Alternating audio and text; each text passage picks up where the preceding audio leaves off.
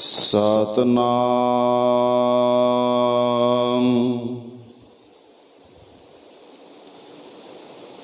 श्री वाहिगुरु साहिब जियो। श्री राग महला पहला। लेखै बोलण बोलना, लेखै खाना खाओ, लेखै वाट चलाइया, लेखै सुन वेखाओ,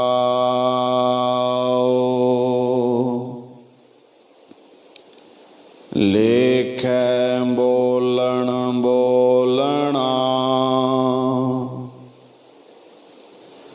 लेखै खाना खाओ,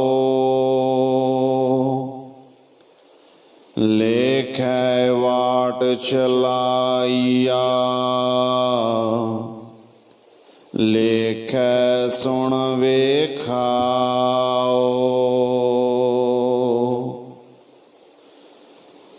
लेखै साहा लवाइयह, पढ़े के पुछण जाओ, बाबा माया रचना तो अंध नाम विसारिया, ना तिस एह न ओह रहाओ, जीवन मरना जाए कै, एथै खाजै काल, जिथै बह समझाइयै, तिथै कोई न चलियो नाल, रोवण वाले जे तड़े, सब बन्नह पंड पराल, सबको आखै बहुत बहुत, घट न आखै कोई, कीमत किनै न पाइया, कहण न वड्डा होए, साचा साहिब एक तू, होर जिया के ते लो,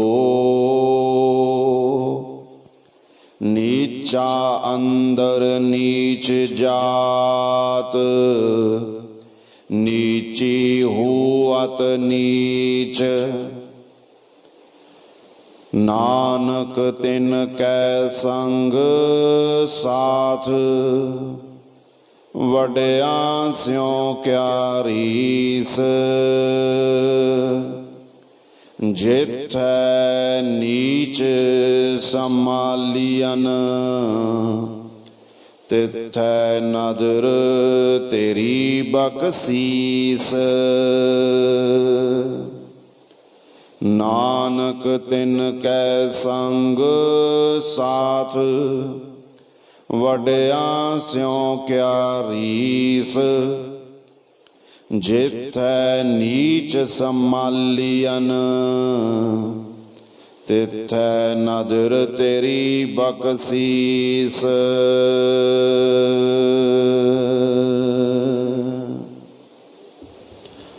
वाहिगुरु जी का खालसा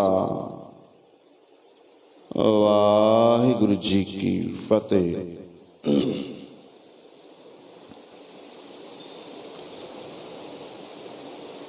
ਪਰਮ ਸਤਿਕਾਰਯੋਗ ਜੁਗੋ ਜੁਗ ਅਟਲ ਵਾਲੀਏ ਦੋ ਜਹਾਨ ਚਾਵਰ ਤਖਤ ਛਤਰ ਦੇ ਮਾਲਿਕ ਧੰਨ ਧੰਨ ਸਾਹਿਬ ਸ੍ਰੀ ਗੁਰੂ ਗ੍ਰੰਥ ਸਾਹਿਬ ਜੀ ਦੀ ਪਾਵਨ ਪਵਿੱਤਰ ਹਜ਼ੂਰੀ ਵਿੱਚ ਸਜ ਬੈਠੀ ਗੁਰੂ ਪਿਆਰੀ ਗੁਰੂ ਸਵਾਰੀ ਸਤ ਸੰਗਤ ਜੀਓ, ਆਪ ਸਭ ਅਤ ਵੱਡੇ ਭਾਗਾਂ ਵਾਲੇ ਹੋ ਜੋ ਕਿ ਉਸ ਈਸ਼ਵਰ ਦੀ ਪਰਮ ਕਿਰਪਾ ਸਦਕਾ ਤਨ ਅਤੇ ਮਨ ਕਰਕੇ ਗੁਰੂ ਚਰਨਾਂ ਦੇ ਵਿੱਚ ਆਪਣੀਆਂ ਹਾਜ਼ਰੀਆਂ ਭਰ ਕੇ ਆਪਣਾ ਮਨੁੱਖਾ ਜਨਮ ਸਫਲ ਕਰਨ ਦਾ ਯਤਨ ਕਰ ਰਹੇ ਹੋ। ਅਕਾਲ ਪੁਰਖ ਪਾਰ ਬ੍ਰਹਮ ਪਰਮੇਸ਼ਰ ਪਰਮਾਤਮਾ ਆਪਣੀ ਮੌਜ ਦੇ ਵਿੱਚ ਆ ਕੇ ਇਸ ਸੰਸਾਰ ਦੀ ਰਚਨਾ ਕਰਦਾ ਹੈ। ਜਿੰਨਾ ਸੋਹਣਾ ਜਿੰਨਾ ਸੁੰਦਰ ਉਹ ਅਕਾਲ ਪੁਰਖ ਪਾਰ ਬ੍ਰਹਮ ਪਰਮੇਸ਼ਰ ਪਰਮਾਤਮਾ ਆਪ ਖੁਦ ਹੈ, ਉਤਨਾ ਹੀ ਸੁੰਦਰ ਉਸ ਪਰਮੇਸ਼ਰ ਪਰਮਾਤਮਾ ਨੇ ਇਹ ਸੰਸਾਰ ਬਣਾਇਆ। ਸਾਵਲ ਸੁੰਦਰ ਰਾਮਈਆ ਮੇਰਾ ਮਨ ਲਾਗਾ ਤੋਏ। ਸੁੰਦਰ ਦੀ ਰਚਨਾ ਵੀ ਸੁੰਦਰ ਹੈ, ਪਿਆਰੇ ਦੀ ਰਚਨਾ ਵੀ ਪਿਆਰੀ ਹੈ। 84 ਲੱਖ ਜੂਨਾਂ ਦੇ ਵਿੱਚੋਂ ਮਨੁੱਖ ਦੀ ਜੂਨ ਸਰਵੋਤਮ ਮੰਨੀ ਗਈ ਹੈ। ਅਕਾਲ ਪੁਰਖ ਪਾਰ ਬ੍ਰਹਮ ਪਰਮੇਸ਼ਰ ਪਰਮਾਤਮਾ ਨੇ ਜਿਤਨੀਆਂ ਵੀ ਸਹੂਲਤਾਂ ਖਾਣ ਪੀਣ ਵਰਤਨ ਦੇ ਵਾਸਤੇ ਬਣਾਈਆਂ, ਇਹ 84 ਲੱਖ ਜੂਨਾਂ ਦੇ ਵਾਸਤੇ ਹੀ ਬਣਾਈਆਂ। ਪਰ ਇਹਨਾਂ ਜਿੰਨੀਆਂ ਵੀ ਸਹੂਲਤਾਂ ਦੇ ਵਿੱਚੋਂ ਗੁਰੂ ਪਿਆਰੀ ਸਾਧ ਸੰਗਤ ਜੀ ਜੋ ਵਿਸ਼ੇਸ਼ਤਰ ਖਾਸ ਨੇ ਉਹ ਕੇਵਲ ਮਨੁੱਖ ਦੇ ਵਾਸਤੇ ਨੇ। ਮਨੁੱਖ ਆਪਣਾ ਜੀਵਨ ਬਹੁਤ ਹੀ ਖੁਸ਼ੀ ਦੇ ਨਾਲ ਬਤੀਤ ਕਰ ਸਕੇ, ਪ੍ਰਸੰਨਤਾ ਦੇ ਨਾਲ ਬਤੀਤ ਕਰ ਸਕੇ, ਐਸੀ ਅਕਾਲ ਪੁਰਖ ਪਾਰ ਬ੍ਰਹਮ ਪਰਮੇਸ਼ਰ ਪਰਮਾਤਮਾ ਨੇ ਇਹਦੇ ਤੇ ਕਿਰਪਾ ਕੀਤੀ ਹੈ। ਜਦੋਂ ਕੋਈ ਕਿਸੇ ਤੇ ਅਹਿਸਾਨ ਕਰੇ, ਉਸ ਅਹਿਸਾਨ ਦੇ ਸਦਕੇ ਉਹ ਆਪਣਾ ਜੀਵਨ ਬੜੇ ਸੁਖ ਅਤੇ ਬੜੇ ਆਨੰਦ ਦੇ ਨਾਲ ਬਤੀਤ ਕਰੇ ਨਾ, ਤੇ ਫਿਰ ਗੁਰੂ ਸਵਾਰਿਓ ਮਰਿਆਦਾ ਕਹਿੰਦੀ ਹੈ ਕਿ ਅਹਿਸਾਨ ਕਰਨ ਵਾਲੇ ਦਾ ਧੰਨਵਾਦ ਕਰਨਾ ਜ਼ਰੂਰੀ ਹੈ। ਅਗਲੇ ਦੁਆਰਾ ਦਿੱਤੇ ਗਏ ਸੁੱਖਾਂ ਨੂੰ ਭੋਗੀ ਜਾਓ, ਇੰਜੋਏ ਕਰੀ ਚੱਲੋ, ਆਨੰਦ ਲਈ ਚੱਲੋ, ਸੁਖੀ ਰਹੀ ਚੱਲੋ, ਪਰ ਉਹਦਾ ਕਦੇ ਧੰਨਵਾਦ ਨਹੀਂ ਕੀਤਾ, ਉਹਦੇ ਨਾਲ ਕਦੇ ਗੱਲਬਾਤ ਨਹੀਂ ਕੀਤੀ, ਤਾਂ ਫਿਰ ਸ਼ਾਸਤਰ ਕਹਿੰਦਾ ਹੈ ਕਿ ਐਸੇ ਲੋਕ ਅਕਿਰਤ ਕਣ ਹੁੰਦੇ ਆ। ਜਿਹਨੇ ਤੁਹਾਨੂੰ ਬਹੁਤ ਕੁਝ ਦਿੱਤਾ ਹੈ ਉਹਦਾ ਧੰਨਵਾਦ ਕਰਨਾ ਅਤ ਜ਼ਰੂਰੀ ਹੈ। ਜਿਹੜੇ ਧੰਨਵਾਦ ਕਰਨ ਦੀ ਬਜਾਏ ਸੁੱਖ ਸਹੂਲਤਾਂ ਦੇ ਵਿੱਚ ਹੀ ਫਸ ਜਾਂਦੇ ਐ, ਸਿਆਣੇ ਵਿਦਵਾਨ ਮਨੁੱਖ ਉਹਨਾਂ ਨੂੰ ਅੰਨੇ ਕਹਿੰਦੇ ਐ ਕਿ ਉਹ ਮਨੁੱਖ ਗਿਆਨ ਦੀਆਂ ਅੱਖਾਂ ਤੋਂ ਹੀਣੇ ਨੇ, ਉਹ ਫਸ ਜਾਂਦੇ ਐ। ਤੇ ਐਸੇ ਮਨੁੱਖਾਂ ਦਾ ਜਿਹੜਾ ਵਿਸ਼ਵਾਸ ਹੈ ਨਾ ਉਹ ਖਤਮ ਹੋ ਜਾਂਦਾ ਹੈ। ਫਿਰ ਅਗਲਾ ਅੱਗੇ ਤੋਂ ਕੁਝ ਦੇਵੇਗਾ ਹੀ ਨਹੀਂ, ਇਹ ਸੋਚ ਕੇ ਕਿ ਇਹ ਤਾਂ ਅਹਿਸਾਨ ਫਰਾਮੋਸ਼ ਹੈ, ਇਹਨੂੰ ਕੀ ਦੇਣਾ। ਇਸੇ ਤਰ੍ਹਾਂ ਅਕਾਲ ਪੁਰਖ ਪਾਰ ਬ੍ਰਹਮ ਪਰਮੇਸ਼ਰ ਪਰਮਾਤਮਾ ਨੇ ਇਸ ਜੀਵ ਨੂੰ ਜੀਵਨ ਬਤੀਤ ਕਰਨ ਦੇ ਨਾਲ, ਉਹ ਵੀ ਬੜੇ ਪ੍ਰਸੰਨਤਾ ਦੇ ਨਾਲ ਜੀਵਨ ਬਤੀਤ ਕਰ ਸਕੇ, ਪਤਾ ਨਹੀਂ ਕਿੰਨੀਆਂ ਹੀ ਸਹੂਲਤਾਂ ਦੇ ਦਿੱਤੀਆਂ। ਭੋਜਨ ਪਦਾਰਥ, ਕੱਪੜਾ ਲੀੜਾ, ਰਿਸ਼ਤੇ ਨਾਤੇ ਸੰਬੰਧ, ਜੋ ਵੀ ਕੁਝ ਵਾਤਾਵਰਣ ਤੱਕ ਕੇਵਲ ਇਹਨੂੰ ਸੁੱਖ ਦੇਣ ਵਾਸਤੇ ਹੈ, ਪ੍ਰਸੰਨ ਕਰਨ ਵਾਸਤੇ ਹੈ। ਇਹ ਮਨੁੱਖ ਜ਼ਿਆਦਾਤਰ ਕੀ ਕਰਦਾ, ਸੁੱਖ ਸਹੂਲਤਾਂ ਦੇ ਵਿੱਚ ਫਸ ਜਾਂਦਾ ਹੈ ਅਤੇ ਉਸ ਪਰਮੇਸ਼ਰ ਪਰਮਾਤਮਾ ਨੂੰ ਭੁੱਲ ਜਾਂਦਾ ਹੈ। ਦਾਤ ਪਿਆਰੀ ਵਿਸਰਿਆ ਦਾਤਾਰਾ। ਤੇ ਐਸੇ ਮਨੁੱਖ ਗਿਆਨ ਤੋਂ ਹੀਣੇ ਹੁੰਦੇ ਆ, ਅੰਨੇ, ਤੇ ਜੀਵਨ ਦੇ ਵਿੱਚ ਦੁੱਖ ਹੀ ਦੁੱਖ ਅਤੇ ਕਲੇਸ਼ ਹੀ ਕਲੇਸ਼ ਉਹਨਾਂ ਨੂੰ ਪ੍ਰਾਪਤ ਹੁੰਦੇ ਆ। ਸੋ ਆਪ ਜੀ ਨੇ ਜੋ ਅੰਮ੍ਰਿਤ ਵੇਲੇ ਦੇ ਦੀਵਾਨਾਂ ਵਿੱਚ ਪਾਵਨ ਸ਼ਬਦ ਦਾ ਜਾਪ ਸਰਵਣ ਕਰਨਾ ਕੀਤਾ ਨਾ, ਉਸ ਸ਼ਬਦ ਦਾ ਜੋ ਕੇਂਦਰੀ ਭਾਵ ਹੈ, ਜਿਸ ਮੂਲ ਸਿਧਾਂਤ ਨੂੰ ਮੁੱਖ ਰੱਖਦਿਆਂ ਸਤਿਗੁਰ ਸੱਚੇ ਪਾਤਸ਼ਾਹ ਜੀ ਨੇ 4 ਪਦਿਆਂ ਦਾ ਇਹ ਸ਼ਬਦ ਉਚਾਰਿਆ ਨਾ, ਆਪਾਂ ਉਹਦੇ ਗੁਰੂ ਪਿਆਰੇ ਸਾਧ ਸੰਗਤ ਜੀ ਹਜੇ ਕੇਂਦਰੀ ਭਾਵ ਦੀ ਮੂਲ ਵਿਚਾਰ ਕੀਤੀ ਸੰਖੇਪ ਦੇ ਵਿੱਚ, ਕਿ ਸਤਿਗੁਰ ਸੱਚੇ ਪਾਤਸ਼ਾਹ ਜੀ ਇਸ ਪੂਰੇ ਸ਼ਬਦ ਦੁਆਰਾ ਸਾਨੂੰ ਇਹ ਉਪਦੇਸ਼ ਕਰਨਾ ਚਾਹੁੰਦੇ ਆ। ਸੋ ਕਿਵੇਂ ਮਨੁੱਖ ਪਰਮੇਸ਼ਰ ਨੂੰ ਭੁੱਲ ਜਾਂਦਾ ਹੈ, ਕਿਸ ਤਰ੍ਹਾਂ ਮਨੁੱਖ ਅਕਾਲ ਪੁਰਖ ਪਾਰ ਬ੍ਰਹਮ ਪਰਮੇਸ਼ਰ ਪਰਮਾਤਮਾ ਤੋਂ ਬੇਮੁਖ ਹੋ ਜਾਂਦਾ ਹੈ, ਜੀਵਨ ਉਹਦਾ ਕਿੰਨਾ ਦੁੱਖ ਭਰਿਆ ਹੋ ਜਾਂਦਾ ਹੈ, ਇਹ ਸਾਧ ਸੰਗਤ ਜੀ ਸਤਿਗੁਰ ਸੱਚੇ ਪਾਤਸ਼ਾਹ ਜੀ ਸਾਨੂੰ ਇਸ ਸ਼ਬਦ ਦੇ ਵਿੱਚ ਸੁਣਾਉਣਾ ਕਰਦੇ ਆ, ਸਮਝਾਉਣਾ ਕਰਦੇ ਆ। ਸਭ ਤੋਂ ਪਹਿਲਾਂ ਤੁਸੀਂ ਗੁਰਸਿੱਖ ਪਿਆਰੇ ਗੁਰੂ ਗੋਦ ਦੇ ਵਿੱਚ ਬਹਿ ਗਏ ਹੋ, ਆਓ ਆਪਣੀ ਰਸਨਾ ਨੂੰ ਪਹਿਲਾਂ ਪਵਿੱਤਰ ਕਰੀਏ, ਵਾਹਿਗੁਰੂ ਸ਼ਬਦ ਦਾ ਜਾਪ ਕਰੀਏ। ਉਸ ਤੋਂ ਬਾਅਦ ਸਤਿਗੁਰ ਸੱਚੇ ਪਾਤਸ਼ਾਹ ਜੀ ਜੋ ਸ਼ਬਦ ਦੀ ਕਿਰਪਾ ਕਰਦੇ ਆ, ਆਪਾਂ ਹਿਰਦਿਆਂ ਦੇ ਵਿੱਚ ਵਸਾਉਣਾ ਹੈ। ਸਾਰੀ ਸੰਗਤ ਨੇ ਬੜੇ ਪ੍ਰੇਮ ਦੇ ਨਾਲ ਜਾਪ ਕਰਨਾ ਹੈ। ਵਾਹਿਗੁਰੂ ਵਾਹਿਗੁਰੂ ਜਪੋ ਜੀ। ਵਾਹਿਗੁਰੂ ਵਾਹਿਗੁਰੂ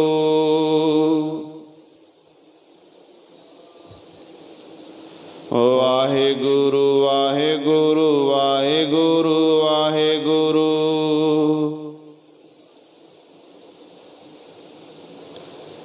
ਵਾਹਿਗੁਰੂ ਵਾਹਿਗੁਰੂ ਵਾਹਿਗੁਰੂ ਵਾਹਿਗੁਰੂ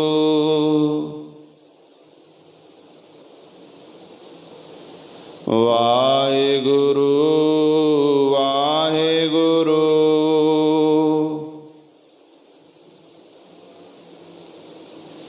ਸ੍ਰੀ ਰਾਗ ਮਹੱਲਾ ਪਹਿਲਾ। ਰਾਗ ਦਾ ਨਾਮ ਸ੍ਰੀ ਰਾਗ ਹੈ। ਮਹੱਲਾ ਪਹਿਲਾ ਅਰਥਾਤ ਸ੍ਰੀ ਗੁਰੂ ਨਾਨਕ ਪਾਤਸ਼ਾਹ ਜੀ ਨੇ ਇਹ ਪਾਵਨ ਸ਼ਬਦ ਉਚਾਰਿਆ।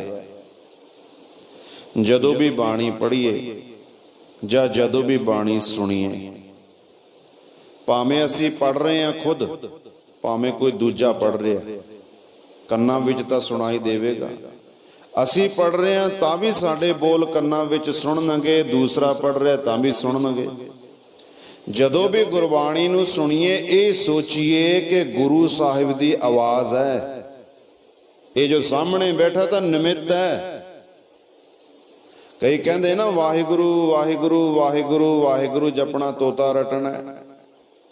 ਇੱਕ ਵਾਰ ਵਾਹਿਗੁਰੂ ਕਹਿ ਦਿੱਤਾ, ਅਗਰ ਉਸ ਪਰਮੇਸ਼ਰ ਪਰਮਾਤਮਾ ਨੇ ਉਸ ਵਾਹਿਗੁਰੂ ਨੂੰ ਸੁਣਿਆ, ਸ਼ਬਦ ਨੂੰ ਸੁਣਿਆ, ਉਹਦੀ ਰਜ਼ਾ ਹੋਈ, ਤਾਂ ਹੀ ਅਸੀਂ ਦੂਸਰੀ ਵਾਰ ਵਾਹਿਗੁਰੂ ਜਪ ਸਕਦੇ ਹਾਂ।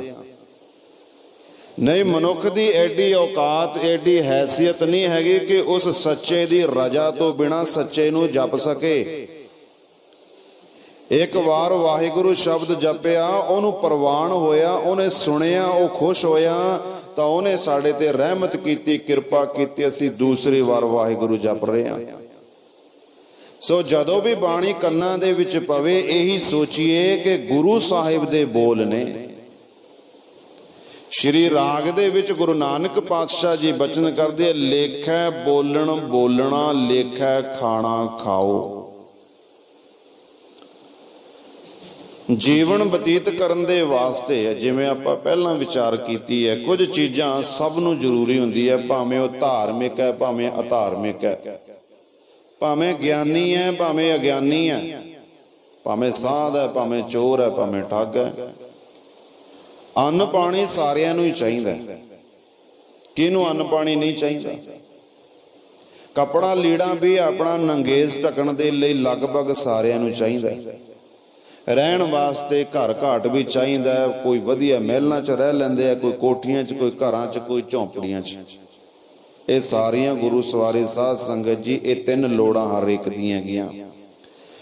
ਕਹਿੰਦੇ ਅਕਾਲ ਪੁਰਖ ਪਾਰ ਬ੍ਰਹਮ ਪਰਮੇਸ਼ਰ ਪਰਮਾਤਮਾ, ਉਸਨੇ ਇਸ ਮਨੁੱਖ ਨੂੰ ਖਾਣ ਪੀਣ ਦੇ ਵਿੱਚ ਸਾਰਾ ਕੁਝ ਦਿੱਤਾ ਹੈ, ਪਰ ਇਹ ਮਨੁੱਖ ਖਾਂਦਾ ਖਾਂਦਾ ਪੀਂਦਾ ਪੀਂਦਾ ਜੀਵਨ ਬਤੀਤ ਕਰਦਾ ਕਰਦਾ ਉਹਨੂੰ ਭੁੱਲ ਗਿਆ।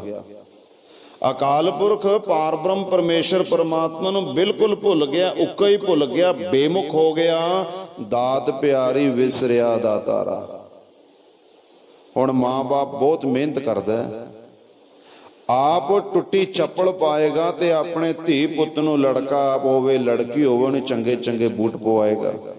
ਆਪ ਸਾਦੇ ਕੱਪੜੇ ਪਾਏਗਾ ਤੇ ਉਹਨਾਂ ਨੂੰ ਉਹਨਾਂ ਦੀ ਚੁਆਇਸ ਦੇ ਬ੍ਰਾਂਡਡ ਕੱਪੜੇ ਪਵਾਏਗਾ, ਵਧੀਆ ਸਕੂਲੇ ਪੜ੍ਹਾਏਗਾ ਤੇ ਕੋਸ਼ਿਸ਼ ਕਰਦਾ ਕਿ ਇਹਦਾ ਵਿਆਹ ਵਧੀਆ ਘਰ ਦੇ ਵਿੱਚ ਹੋਵੇ, ਨੌਕਰੀ ਵਧੀਆ ਲਵਾ ਦੇਗਾ। ਉਸ ਤੋਂ ਬਾਅਦ ਧੀ ਪੁੱਤ ਦਾ ਕੀ ਕੰਮ ਹੈ? ਆਪਣੇ ਮਾਂ ਬਾਪ ਦੀ ਸੇਵਾ ਕਰਨਾ, ਆਪਣੇ ਮਾਂ ਬਾਪ ਦਾ ਸ਼ੁਕਰੀਆ ਕਰਨਾ ਕਿ ਤੁਸੀਂ ਸਾਡੇ ਵਾਸਤੇ ਇੰਨਾ ਕੁਝ ਕੀਤਾ। ਇਸੇ ਤਰ੍ਹਾਂ ਅਕਾਲ ਪੁਰਖ ਪਾਰ ਬ੍ਰਹਮ ਪਰਮੇਸ਼ਰ ਪਰਮਾਤਮਾ ਨੇ ਜੋ ਸਾਡੇ ਤੇ ਬਖਸ਼ਿਸ਼ਾਂ ਕੀਤੀਆਂ ਗਈਆਂ, ਅਸੀਂ ਉਸ ਪਰਮੇਸ਼ਰ ਨੂੰ ਦੇ ਤਾਂ ਕੁਝ ਨਹੀਂ ਸਕਦੇ। ਇਹ ਮਾਂ ਬਾਪ ਨੂੰ ਤਾਂ ਦਿੰਨੇ ਆ, ਜਦੋਂ ਨੌਕਰੀ ਕਰਨ ਲੱਗ ਜਾਂਦੇ ਆ ਤਾਂ ਕਮਾ ਕੇ ਮਾਂ ਬਾਪ ਨੂੰ ਦੇ ਸਕਦੇ ਆ, ਉਹ ਸਾਡੀ ਕਮਾਈ ਖਾਂਦੇ ਆ। ਅਸੀਂ ਸੇਵਾ ਕਰਦੇ, ਉਹਨਾਂ ਦੇ ਸਰੀਰ ਨੂੰ ਸੁੱਖ ਮਿਲਦਾ। ਸਾਡੀ ਇਸਤਰੀ ਕਮਾ ਕੇ ਉਹਨਾਂ ਨੂੰ ਦੇ ਸਕਦੀ ਹੈ, ਸਾਡੀ ਇਸਤਰੀ ਉਹਨਾਂ ਦੀ ਸੇਵਾ ਕਰ ਸਕਦੀ ਹੈ। ਇਹ ਮਾਂ ਬਾਪ ਨੂੰ ਅਸੀਂ ਦੇ ਸਕਦੇ ਹਾਂ। ਦੱਸੋ ਮਹਾਰਾਜ ਨੂੰ ਕੀ ਦੇ ਸਕਦੇ ਹਾਂ? ਕੋਈ ਕੀਰਤਨ ਕਰਦਾ ਹੈ, ਸਾਧ ਸੰਗਤ ਜੀ ਗੁਸਤਾਖੀ ਮਾਫ ਕਰਨਾ, ਉਹਦਾ ਕੁਛ ਨਾ ਕੁਛ ਸਵਾਰਥ ਹੋਏਗਾ, ਮਾਇਆ ਜਾਂ ਪ੍ਰਤਿਸ਼ਠਾ, ਹਰੇਕ ਦਾ ਹੁੰਦਾ। ਕੋਈ ਕਥਾ ਕਰਦਾ, ਉਹਦਾ ਵੀ ਸਵਾਰਥ ਹੋਏਗਾ, ਮਾਇਆ ਜਾਂ ਪ੍ਰਤਿਸ਼ਠਾ। ਚਲੋ ਪਰਮਾਤਮਾ ਦੀ ਬੰਦਗੀ ਕਰਦਾ, ਉਹ ਬਾਅਦ ਦੀ ਗੱਲ ਹੈ, ਕਿਉਂਕਿ ਜੀਵਨ ਬਤੀਤ ਕਰਨ ਦੇ ਲਈ ਮਾਇਆ ਵੀ ਚਾਹੀਦੀ ਹੈਗੀ। ਹੁਣ ਕੋਈ ਕਥਾਵਾਚਕ ਦੂਰ ਜਾ ਰਿਹਾ ਕਥਾ ਕਰਨ, ਉਹ ਮਾਇਆ ਵੀ ਲਏਗਾ, ਰਾਗੀ ਵੀ ਲਏਗਾ, ਪਾਠੀ ਵੀ ਲਏਗਾ। ਹੁਣ ਸ੍ਰੀ ਗੁਰੂ ਗ੍ਰੰਥ ਸਾਹਿਬ ਸੱਚੇ ਪਾਤਸ਼ਾਹ ਜੀ ਦੀ ਬਾਣੀ ਉਚਾਰਨ ਕੀਤੀ ਗੁਰੂ ਸਾਹਿਬਾਨਾਂ ਨੇ ਰਚੀ ਹੈ। ਦੱਸੋ ਮਹਾਰਾਜ ਦਾ ਕੀ ਸਾਡੇ ਤੋਂ ਸਵਾਰਥ ਹੈ? ਸ਼੍ਰੀ ਗੁਰੂ ਗ੍ਰੰਥ ਸਾਹਿਬ ਮਹਾਰਾਜ ਸੱਚੇ ਪਾਤਸ਼ਾਹ ਰਚ ਕੇ ਸਾਨੂੰ ਸਾਧ ਸੰਗਤ ਜੀ ਬਖਸ਼ਿਸ਼ ਕੀਤਾ, ਦਿੱਤਾ, ਸਾਨੂੰ ਛਤਰ ਛਾਇਆ ਬਖਸ਼ੀ ਹੈ। ਗੁਰੂ ਅਰਜਨ ਦੇਵ ਮਹਾਰਾਜ ਦਾ ਕੀ ਸਵਾਰਥ ਹੈ ਸਾਡੇ ਲਈ? ਅਸੀਂ ਗੁਰੂ ਅਰਜਨ ਦੇਵ ਮਹਾਰਾਜ ਜੀ ਨੂੰ ਕੀ ਦੇ ਸਕਦੇ ਹਾਂ? ਬੰਦਾ ਉਸ ਪਰਮੇਸ਼ਰ ਨੂੰ ਕੀ ਦੇ ਸਕਦਾ? ਕੁਝ ਵੀ ਨਹੀਂ ਦੇ ਸਕਦਾ। ਤੈਨੂੰ ਜੀਵਨ ਬਤੀਤ ਕਰਨ ਦੇ ਲਈ ਸਭ ਕੁਝ ਦੇ ਦਿੱਤਾ ਤੇ ਤੇਰਾ ਫਰਜ਼ ਬਣਦਾ ਸੀ ਕਿ ਉਹਦਾ ਸ਼ੁਕਰੀਆ ਕਰਨਾ, ਉਹਦੇ ਧਿਆਨ ਦੇ ਵਿੱਚ ਬਹਿਣਾ, ਪਰ ਤੂੰ ਬੋਲਾਂ ਦੇ ਵਿੱਚ, ਖਾਣ ਦੇ ਵਿੱਚ, ਵਰਤਣ ਦੇ ਵਿੱਚ ਸਾਰੇ ਦਾ ਸਾਰਾ ਜੀਵਨ ਬਤੀਤ ਕਰ ਦਿੱਤਾ। ਸ਼੍ਰੀ ਗੁਰੂ ਨਾਨਕ ਸੱਚੇ ਪਾਤਸ਼ਾਹ ਜੀ ਇਟਲੀ ਸ਼ਹਿਰ ਦੇ ਵਿੱਚ ਪਹੁੰਚਦੇ ਆ। ਇਟਲੀ ਸ਼ਹਿਰ ਦੇ ਵਿੱਚ ਪਹੁੰਚ ਕੇ ਦੇਖਦੇ ਆ ਕਿ ਲੋਕ ਬਹੁਤ ਜ਼ਿਆਦਾ ਦੁਖੀ ਨੇ। ਉੱਥੇ ਦਾ ਜਿਹੜਾ ਬਾਦਸ਼ਾਹ ਨਾ ਕਾਰੂ ਹਮੀਦ ਹੈ, ਇਹ ਬੜਾ ਪਾਪੀ ਹੈ, ਬੜਾ ਜ਼ਾਲਮ ਹੈ, ਬੜਾ ਅਧਰਮੀ ਹੈ। ਜਿਤਨੇ ਵੀ ਆਪਣੇ ਰਾਜ ਦੇ ਵਿੱਚ ਰਹਿਣ ਵਾਲੇ ਲੋਕ ਨੇ, ਸਾਰਿਆਂ ਦਾ ਧਨ ਜ਼ਬਰਦਸਤੀ ਨੇ ਇਕੱਠਾ ਕਰ ਲਿਆ। ਕਿਸੇ ਕੋਲ 1 ਰੁਪਈਆ ਨਹੀਂ ਛੱਡਿਆ, ਭਾਵੇਂ ਕੋਈ ਅਮੀਰ ਹੈ ਭਾਵੇਂ ਕੋਈ ਗਰੀਬ ਹੈ, ਆਪਣੇ ਹੀ ਖਜ਼ਾਨੇ ਵਿੱਚ ਜਮ੍ਹਾਂ ਕਰ ਲਿਆ। ਪਤਾ ਨਹੀਂ ਕਿੱਡੇ ਇਹਦੇ ਕਿੰਨੇ ਖਜ਼ਾਨੇ ਬਣ ਗਏ। ਇਸਨੇ ਸੋਚਿਆ ਕਿ ਮੈਂ ਇਮਤਿਹਾਨ ਲਵਾਂ ਪ੍ਰਜਾ ਦਾ, ਟੈਸਟ ਕਰਾਂ ਕਿ ਹਜੇ ਕਿਸੇ ਕੋਲ ਕੁਝ ਪਿਆਗਾ, ਕੋਈ ਪੈਸਾ ਟਕਾ ਹੈਗਾ ਜਾਂ ਨਹੀਂ ਹੈਗਾ। ਡੋਂਡੀ ਪਟਵਾ ਦਿੱਤੀ ਆਪਣੇ ਰਾਜ ਵਿੱਚ। ਬਾਦਸ਼ਾਹ ਦਾ ਹੁਕਮ ਹੈ। ਬਾਦਸ਼ਾਹ ਨੇ ਕਹਿਣਾ ਕੀਤਾ, ਅਗਰ ਕੋਈ 1 ਰੁਪਈਆ ਬਾਦਸ਼ਾਹ ਨੂੰ ਲਿਆ ਕੇ ਦੇਵੇਗਾ ਤਾਂ ਬਾਦਸ਼ਾਹ ਆਪਣੀ ਸਹਿਜਾਦੀ ਅਰਥਾਤ ਪੁੱਤਰੀ ਦਾ ਵਿਆਹ ਉਹਦੇ ਨਾਲ ਕਰ ਦੇਗਾ। ਚੌਰਾਹੇ ਦੇ ਵਿੱਚ ਖੜੀ ਕੀਤੀ, ਸ਼ਹਿਜ਼ਾਦੀ ਤੇ ਨਾ ਡੋਂਡੀ ਪਿੱਟੀ ਜਾ ਰਹੀ ਹੈ। ਇੱਕ ਲੜਕਾ ਜਿਹਦੀ ਵਿਆਹ ਦੀ ਉਮਰ ਹੈ, ਉਹ ਸ਼ਹਿਜ਼ਾਦੀ ਨੂੰ ਦੇਖ ਕੇ ਮੋਹਿਤ ਹੋ ਗਿਆ ਕਿ 1 ਰੁਪਈਏ ਦੇ ਵਿੱਚ ਸ਼ਹਿਜ਼ਾਦੀ ਨਾਲ ਵਿਆਹ ਹੋ ਰਿਹਾ। ਉਹ ਆਪਣੀ ਮਾਂ ਦੇ ਕੋਲ ਚਲੇ ਗਿਆ। ਮਾਂ ਦੇ ਕੋਲ ਗਿਆ ਤੇ ਮਾਂ ਨੂੰ ਜਾ ਕੇ ਕਹਿਣ ਲੱਗਿਆ, ਮਾਤਾ ਕਿ 1 ਰੁਪਈਆ ਦੇ, ਮੇਰਾ ਵਿਆਹ ਹੋ ਜਾਏਗਾ ਸ਼ਹਿਜ਼ਾਦੀ ਨਾਲ। ਉਹ ਕਹਿਣ ਲੱਗੀ, ਪੁੱਤਰ ਰੁਪਈਆ ਹੈ ਕਿੱਥੇ? ਬਾਦਸ਼ਾਹ ਨੇ ਛੱਡਿਆ ਆਪਣੇ ਕੋਲ, ਪੈਸਾ ਧੇਲਾ ਨਹੀਂ ਹੈਗਾ। ਤੇ ਦੂਜੀ ਗੱਲ, ਪੈਸਾ ਮਿਲ ਵੀ ਜਾਵੇ ਧੋਖਾ ਹੈ। ਉਹ ਲੜਕਾ ਨਹੀਂ ਮੰਨਿਆ, ਬਹੁਤ ਜਿੱਦ ਕੀਤੀ ਤੇ ਮਾਂ ਨੇ ਦੱਸਿਆ ਕਿ ਜਾ, ਜਦੋਂ ਤੇਰੇ ਪਿਤਾ ਨੂੰ ਦੱਬਿਆ ਸੀ ਨਾ ਕਬਰ ਦੇ ਵਿੱਚ, ਉਹਦੇ ਮੂੰਹ ਦੇ ਵਿੱਚ ਚਾਂਦੀ ਦਾ ਸਿੱਕਾ ਪਾਇਆ ਸੀਗਾ। ਲੋਕਾਂ ਦੀ ਇਹ ਸੋਚ ਸੀ ਕਿ ਮੂੰਹ ਦੇ ਵਿੱਚ ਸਿੱਕਾ ਪਾ ਦੋ ਚਾਂਦੀ ਦਾ, ਉੱਪਰ ਜਿਹੜਾ ਜਾ ਕੇ ਸਫ਼ਰ ਕਰੇਗਾ ਉਹ 'ਚ ਰੋਟੀ ਪਾਣੀ ਖਾ ਲੇਗਾ। ਭਰਮ ਭੁਲੇਖੇ। ਮਿਸਰ ਦੇ ਵਿੱਚ ਅੱਖਾਂ ਦੇ ਉੱਤੇ ਸਿੱਕੇ ਰੱਖ ਦਿੰਦੇ ਹੈਗੇ ਵੀ ਨਾਲ ਲੈ ਜਾਏਗਾ, ਨਾਲ ਤਾਂ ਸਾਧ ਸੰਗਤ ਜੀ ਕੋਈ ਜਾਂਦਾ ਨਹੀਂ ਹੈਗਾ। ਉਹ ਗਿਆ, ਉਹਨੇ ਕਬਰ ਪੁੱਟੀ, ਚਾਂਦੀ ਦਾ ਰੁਪਈਆ ਮਿਲ ਗਿਆ। ਬਾਦਸ਼ਾਹ ਦੇ ਕੋਲ ਗਿਆ, ਕਹਿੰਦਾ 1 ਰੁਪਈਆ ਚਾਂਦੀ ਦਾ ਲੈ ਤੇ ਮੇਰਾ ਵਿਆਹ ਕਰ ਦੇ। ਬਾਦਸ਼ਾਹ ਨੇ ਸਾਰੀ ਗੱਲ ਪੁੱਛੀ ਕਿ ਰੁਪਈਆ ਕਿੱਥੋਂ ਮਿਲਿਆ। ਉਹਨੂੰ ਪਤਾ ਲੱਗ ਗਿਆ। ਉਹਨੇ ਆਪਣੇ ਅਮੀਰਾਂ ਵਜ਼ੀਰਾਂ ਸਿਪਾਹੀਆਂ ਨੂੰ ਕਹਿਣ 2 ਛਿੱਤਰ ਮਾਰ ਕੇ ਭਜਾ ਦਿਆ। ਫਿਰ ਹੁਕਮ ਕਰਤਾ ਕਿ ਮੇਰੇ ਦੇਸ਼ ਵਿੱਚ ਜਿੰਨੀਆਂ ਵੀ ਕਬਰਾਂ ਨੇ ਸਾਰੀਆਂ ਪੁੱਟ ਕੇ ਛਾਣ ਦਿਓ, ਸਭ ਰੁਪਈਏ ਜਮ੍ਹਾਂ ਕਰੋ। ਹੁਣ ਜਦੋਂ ਰੁਪਈਆ ਨਾ ਹੋਵੇ ਫਿਰ ਵਣਜ ਵਪਾਰ ਕਿਵੇਂ ਚੱਲੇਗਾ? ਜਿਹੜਾ ਕਣਕ ਦਾ ਸਾਧ ਸੰਗਤ ਜੀ ਵਪਾਰੀ ਜਿਹਦੇ ਕੋਲ ਕਣਕ ਜ਼ਿਆਦਾ ਹੈ, ਉਹ ਲੋੜ ਤੋਂ ਵੱਧ ਜਿੰਨੀ ਕਣਕ ਹੈ ਉਹ ਵੇਚਦਾ ਤੇ ਲੋੜ ਦੇ ਅਨੁਸਾਰ ਸਮਾਨ ਖਰੀਦਦਾ, ਕੱਪੜਾ ਲੀੜਾ ਭਾਜੀ ਵਗੈਰਾ, ਭਾਂਡੇ ਟਿੰਡੇ। ਜਿਹੜਾ ਘੁਮਿਆਰ ਹੈ ਉਹ ਭਾਂਡੇ ਟਿੰਡੇ ਵੇਚ ਕੇ ਦੂਜਾ ਸਮਾਨ ਲੈਂਦਾ। ਵਸਤੂਆਂ ਦੇ ਬਦਲੇ ਵਸਤੂਆਂ ਦਾ ਆਦਾਨ ਪ੍ਰਦਾਨ ਹੋ ਰਿਹਾ ਹੈ। ਅਮੀਰ ਵੀ ਦੁਖੀ, ਗਰੀਬ ਵੀ ਦੁਖੀ, ਗਰੀਬ ਤਾਂ ਬਹੁਤ ਹੀ ਦੁਖੀ ਨੇ। ਹੁਣ ਸ੍ਰੀ ਗੁਰੂ ਨਾਨਕ ਪਾਤਸ਼ਾਹ ਜੀ ਪਹੁੰਚੇ ਇਟਲੀ ਸ਼ਹਿਰ ਵਿੱਚ। ਭਾਈ ਬਾਲੇ ਨੂੰ ਕਿਹਾ, ਬਾਲਿਆ ਦੇਖ ਲੋਕ ਦੁਖੀ ਕਿੰਨੇ ਨੇ, ਆਪਾਂ ਤਾਂ ਆਏ ਹੀ ਇਹਨਾਂ ਸੰਸਾਰ ਦੇ ਲੋਕਾਂ ਨੂੰ ਸੁੱਖ ਦੇਣ ਵਾਸਤੇ ਹਾਂ। ਬਾਬੇ ਦੇਖਿਆ ਧਿਆਨ ਧਰ, ਜਲਤੀ ਸਭ ਪ੍ਰਿਥਵੀ ਦਿਸ ਆਈ। ਕਹਿੰਦੇ ਗੁਰੂ ਨਾਨਕ ਪਾਤਸ਼ਾਹ ਜੀ ਨੇ ਦੇਖਿਆ ਕਿ ਸਾਰੇ ਲੋਕ ਜਲਦੇ ਬਲਦੇ ਪਏ ਨੇ, ਦੁਖੀ ਬਹੁਤ ਨੇ। ਵਚਨ ਕੀਤਾ ਕਿ ਅਗਰ ਰਾਜੇ ਕੋਲ ਅਸੀਂ ਜਾਵਾਂਗੇ, ਰਾਜਾ ਸਾਡੀ ਗੱਲ ਸੁਣੇ ਨਾ ਸੁਣੇ, ਰਾਜਾ ਖੁਦ ਸਾਡੇ ਕੋਲ ਚੱਲ ਕੇ ਆਵੇ ਤਾਂ ਫਿਰ ਗੱਲ ਸੁਣਾਉਣ ਦਾ ਫਾਇਦਾ ਹੈ। ਹੁਣ ਸ੍ਰੀ ਗੁਰੂ ਨਾਨਕ ਪਾਤਸ਼ਾਹ ਜੀ ਰਾਜੇ ਦੀ ਬੁਰਾਈ ਕਰਨ ਲੱਗੇ। ਕਾਰੂ ਹਮੀਦ ਬਾਦਸ਼ਾਹ ਬੜਾ ਪਾਪੀ ਹੈ, ਬੜਾ ਜ਼ਾਲਮ ਹੈ। ਰਾਜਾ ਪ੍ਰਜਾ ਦੇ ਪਿਓ ਦੇ ਸਮਾਨ ਹੁੰਦਾ ਹੈ, ਤਾਂ ਜ਼ਾਲਮ ਹੈ, ਅਤਿਆਚਾਰੀ ਹੈ, ਇਹਨੂੰ ਦੋਜਕ ਮਿਲਣਗੇ। ਸ਼ਤਾਬੀ ਦੇ ਨਾਲ ਬੜੀ ਛੇਤੀ ਨਾਲ ਇਹ ਗੱਲ ਰਾਜੇ ਕੋਲ ਪਹੁੰਚ ਗਈ। ਰਾਜਾ ਸਿਪਾਹੀਆਂ ਨੂੰ ਕਹਿੰਦਾ ਉਹ ਫਕੀਰ ਨੂੰ ਪਕੜ ਕੇ ਲੈ ਕੇ ਆਓ। ਜਦੋਂ ਸਿਪਾਹੀ ਲਾਗੇ ਜਾਂਦੇ ਆ ਅੰਨੇ ਹੋ ਜਾਂਦੇ ਆ, ਜਦੋਂ ਪਿੱਛੇ ਜਾਂਦੇ ਫਿਰ ਦਿਖਣ ਲੱਗ ਪੈਂਦਾ। 3-4 ਵਾਰ ਸਤਿਗੁਰਾਂ ਦੇ ਕੋਲ ਗਏ ਤਾਂ ਅੰਨੇ ਹੋ ਗਏ। ਉਹ ਕਹਿਣ ਲੱਗੇ, ਰਾਜਨ ਉਹ ਫਕੀਰ ਬਹੁਤ ਤਾਕਤ ਵਾਲਾ ਹੈ। ਰਾਜਾ ਖੁਦ ਗਿਆ, ਬਾਦਸ਼ਾਹ ਕਾਰੂ ਉਮੀਦ ਖੁਦ ਗਿਆ। ਤੇ ਗੁਰੂ ਨਾਨਕ ਪਾਤਸ਼ਾਹ ਜੀ ਉਸ ਸਮੇਂ ਬੀਕਰੀਆਂ ਇਕੱਠੀਆਂ ਕਰਦੇ ਸੀ ਕਬਰਿਸਤਾਨ ਦੇ ਵਿੱਚ। ਬੀਕਰੀਆਂ ਇਕੱਠੀਆਂ ਕਰਕੇ ਢੇਰ ਲਾ ਰਹੇ ਨੇ। ਤੇ ਸ੍ਰੀ ਗੁਰੂ ਨਾਨਕ ਸੱਚੇ ਪਾਤਸ਼ਾਹ ਜੀ ਨੂੰ ਇਹ ਕਰਦਾ ਵੇਖ ਕੇ ਬਾਦਸ਼ਾਹ ਨੇ ਕਿਹਾ, ਤੁਸੀਂ ਕੀ ਕਰਦੇ ਪਏ ਹੋ? ਤਾਂ ਸਤਿਗੁਰਾਂ ਨੇ ਬਚਨ ਕੀਤਾ, ਭਾਈ ਅਸੀਂ ਆ ਬੀਕਰੀਆਂ ਇਕੱਠੀਆਂ ਕਰਦੇ ਹਾਂ, ਜਦੋਂ ਸਾਡਾ ਅੰਤ ਸਮਾਂ ਆਏਗਾ ਅਸੀਂ ਪਰਲੋਕ ਵਿੱਚ ਇਹ ਸਾਰੀਆਂ ਲੈ ਕੇ ਜਾਣੀਆਂ। ਤੇ ਹਜੇ ਤਾਂ ਸਾਡਾ ਸਮਾਂ ਕਾਫੀ ਪਿਆ ਹੋਣਾ, ਅੱਜ ਕਿਹੜਾ ਅਸੀਂ ਮਰ ਚੱਲੇ ਹਾਂ। ਮਰਨ ਤੱਕ ਅਸੀਂ ਢੇਰ ਲਾ ਦੇਣਾ ਬੀਕਰੀਆਂ ਦਾ ਤੇ ਅਸੀਂ ਲੈ ਕੇ ਜਾਵਾਂਗੇ। ਉਹ ਬਾਦਸ਼ਾਹ ਮੁਸਕਰਾ ਪਿਆ, ਹੱਸ ਪਿਆ, ਕਹਿਣ ਲੱਗਿਆ, ਲੱਗਦੇ ਸਿਆਣੇ ਹੋ, ਹੈਗੇ ਵੀ ਤੁਸੀਂ ਫਕੀਰ ਹੋ ਤੇ ਗੱਲਾਂ ਤੁਸੀਂ ਕਰਦੇ ਪਏ ਹੋ ਅਗਿਆਨੀ ਬੱਚਿਆਂ ਵਾਲੀਆਂ। ਮਰ ਕੇ ਕੋਈ ਕੁਝ ਨਾਲ ਨਹੀਂ ਲੈ ਕੇ ਜਾ ਸਕਦਾ, ਬੀਕਰੀਆਂ ਕਿਵੇਂ ਚਲੀਆਂ ਜਾਣਗੀਆਂ? ਸਤਿਗੁਰਾਂ ਨੇ ਬਚਨ ਕੀਤਾ, ਭਾਈ ਅਸੀਂ ਤਾਂ ਇਸ ਦੇਸ਼ ਦੇ ਰਾਜਾ ਦੀ ਨਕਲ ਕਰਦੇ ਹਾਂ, ਕਾਪੀ ਕਰਦੇ ਪਏ ਹਾਂ ਕਿ ਉਸਨੇ ਪ੍ਰਜਾ ਨੂੰ ਦੁੱਖ ਦਿੱਤਾ ਹੈ, ਅਤਿਆਚਾਰ ਅਧਰਮ ਕਰਕੇ ਸਾਰਾ ਧਨ ਜੋੜਿਆ ਹੈ। ਅਸੀਂ ਸੋਚਿਆ ਇਸ ਕਰਕੇ ਜੋੜਿਆ, ਖਰੇ ਇਹ ਨਾਲ ਲੈ ਕੇ ਜਾਊਗਾ। ਅਗਰ ਇਹ ਧਨ ਨਾਲ ਲਿਜਾ ਸਕਦਾ ਸੀ, ਬੀਕਰੀਆਂ ਨਾਲ ਲਿਜਾ ਸਕਦੇ ਹਾਂ। ਹੁਣ ਬਾਦਸ਼ਾਹ ਨੂੰ ਆਪਣੀ ਗਲਤੀ ਦਾ ਅਹਿਸਾਸ ਹੋਇਆ ਕਿ ਮੈਂ ਗਲਤ ਚੱਲਦਾ ਪਿਆ। ਮਹਾਰਾਜ ਕਹਿੰਦੇ, ਲੇਖਾ ਬੋਲਣਾ, ਲੇਖਾ ਖਾਣਾ ਖਾਓ। ਪਰਮੇਸ਼ਰ ਪਰਮਾਤਮਾ ਨੇ ਤੈਨੂੰ ਇੰਨੀਆਂ ਨਿਹਮਤਾਂ ਬਖਸ਼ਿਸ਼ ਕੀਤੀਆਂ, ਤੂੰ ਉਸ ਪਰਮਾਤਮਾ ਦਾ ਬਖਸ਼ਿਸ਼ ਕੀਤਾ ਹੋਇਆ ਪਦਾਰਥ ਖਾ ਰਿਹਾ, ਵਰਤ ਰਿਹਾ ਤੇ ਬੋਲਦਾ ਪਿਆ। ਪਰ ਇੱਕ ਇੱਕ ਗੱਲ ਦਾ ਹਿਸਾਬ ਰੱਖੀ, ਹਰ ਚੀਜ਼ ਦਾ ਲੇਖਾ ਲਿਆ ਜਾਏਗਾ, ਸਾਹ ਲਿਆ ਜਾਏਗਾ। ਲੇਖਾ ਵਾਰਡ ਚਲਾਈਆਂ, ਲੇਖਾ ਸੁਣ ਵੇਖਾਓ। ਇਹ ਜਿੰਨਾ ਵੀ ਤੂੰ ਜੀਵਨ ਬਤੀਤ ਕਰਦਾ ਪਿਆ ਸਭ ਨੋਟ ਹੋ ਰਿਹਾ, ਇੱਕ ਇੱਕ ਪਲ ਤੇਰਾ ਨੋਟ ਕੀਤਾ ਜਾ ਰਿਹਾ ਹੈ। ਲੇਖਾ ਸਾਹ ਲਵਾਈ ਹੈ, ਪੜ੍ਹ ਕੇ ਪੁੱਛਣ ਜਾਓ। ਕਿਸੇ ਵੀ ਵਿਦਵਾਨ ਨੂੰ ਪੁੱਛ ਲੈ, ਕਿਸੇ ਨੂੰ ਵੀ ਪੁੱਛ ਲੈ, ਤੇਰੇ ਇੱਕ ਇੱਕ ਸਾਹ ਦਾ ਹਿਸਾਬ ਕਿਤਾਬ ਹੈ।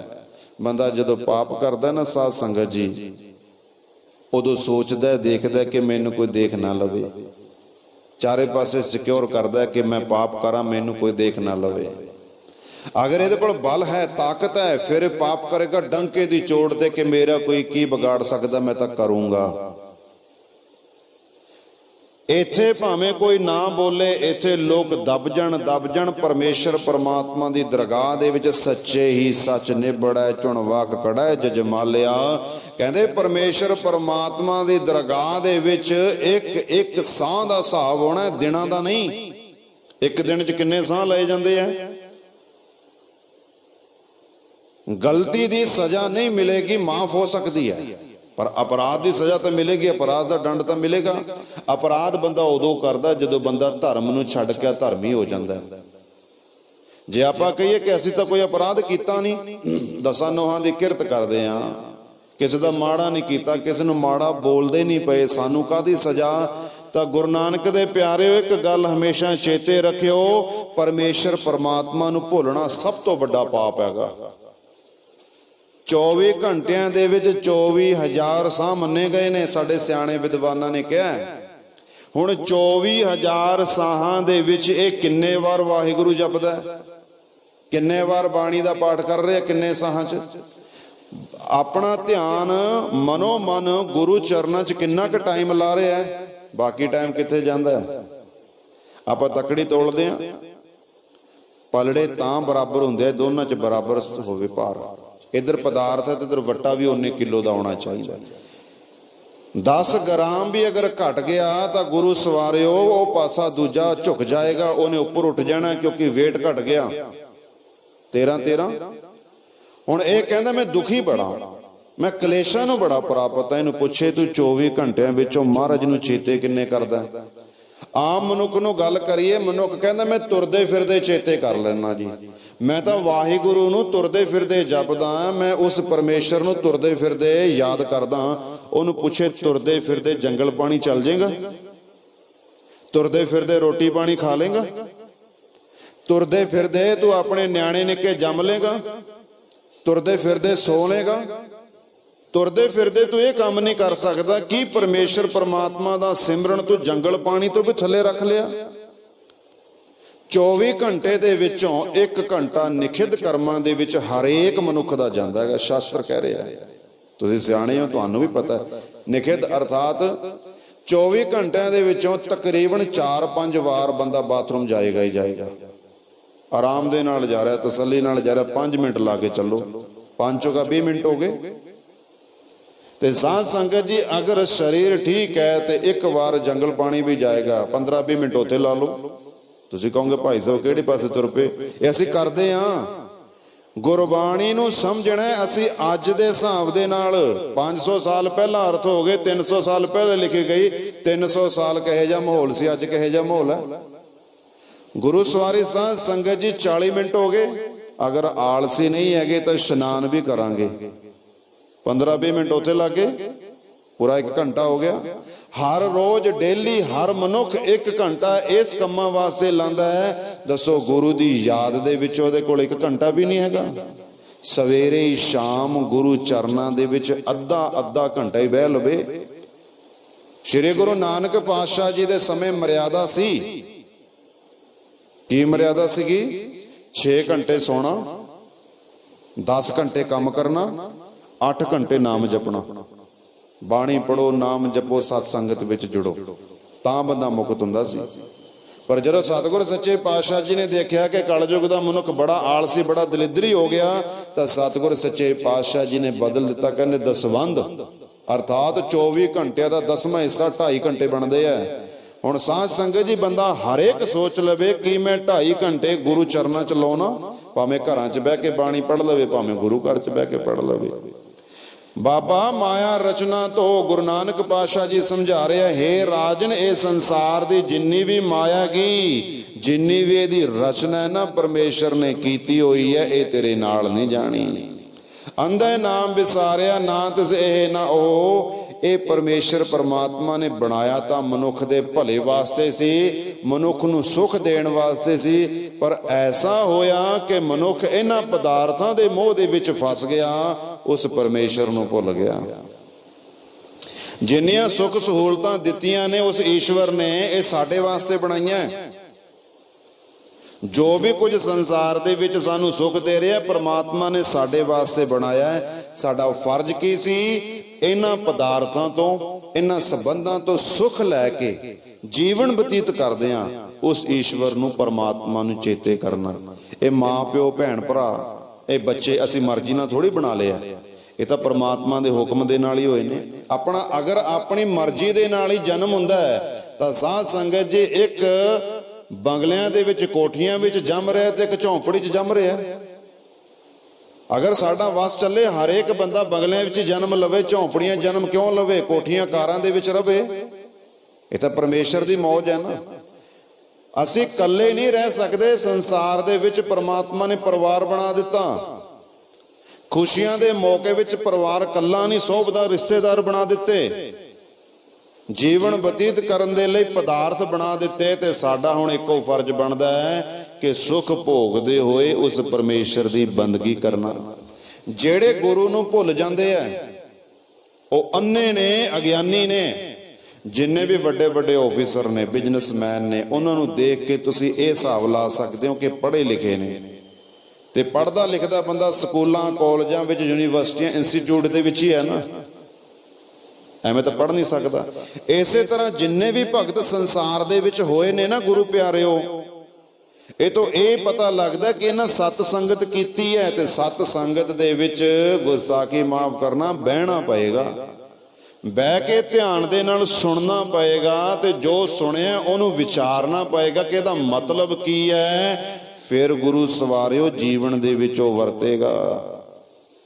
ਬਾਬਾ ਮਾਇਆ ਰਚਨਾ ਤੋਂ ਅੰਧੇ ਨਾਮ ਵਿਸਾਰਿਆ, ਨਾ ਤਿਸ ਇਹ ਨਾ ਉਹ। ਕਹਿੰਦੇ ਇਸ ਮਨੁੱਖ ਨੇ, ਅਗਿਆਨੀ ਨੇ ਪਰਮੇਸ਼ਰ ਪਰਮਾਤਮਾ ਨੂੰ ਭੁਲਾਣਾ ਕਰ ਦਿੱਤਾ।